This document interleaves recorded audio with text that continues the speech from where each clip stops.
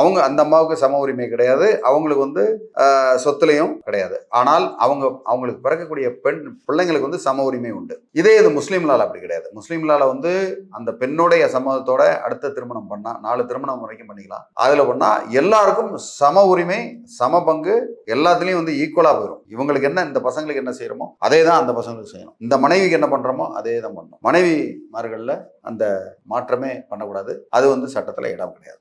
நீங்க சொத்து இருந்தா அது சொல்றீங்க சார். இதே கடன் சுமை இருந்துருச்சுன்னா? கடன் இருந்தா அவ்வளவுதான். கடன் இருந்தா யாரு செத்து போயிட்டா அதுக்கப்புறம் சொத்து இருந்தா தானே அந்த சொத்தை பங்கு போடுவாங்க கடன்காரன். இல்லைன்னா அவ்வளவுதான், கையை வரிச்சிட்டு கையை கழுவிட்டு போயிட்டே இருக்க வேண்டியதான். அதெல்லாம் யாருமே வந்து இறந்து போயிட்டா கடன் வாங்கணும் அதோட போச்சுப்பா அவ்வளவுதான், காந்தி கணக்கில் எழுதிட்டு போயிட்டே இருப்பாங்க. அதனால அதெல்லாம் ஒன்றும் சொல்றதுக்கு இல்லை. ஸோ இந்த கடன்ல எல்லாம் பெரும்பாலும் யாரும் பங்கெடுக்கிறது இல்லை, சட்டமும் அவங்களை வந்து நெருக்கிறது இல்லை. மேலும் உங்களுக்கு வேற ஏதாவது கமெண்ட்ஸ் உங்க கருத்து இருந்ததுன்னா தாராளமா தெரிவிங்க.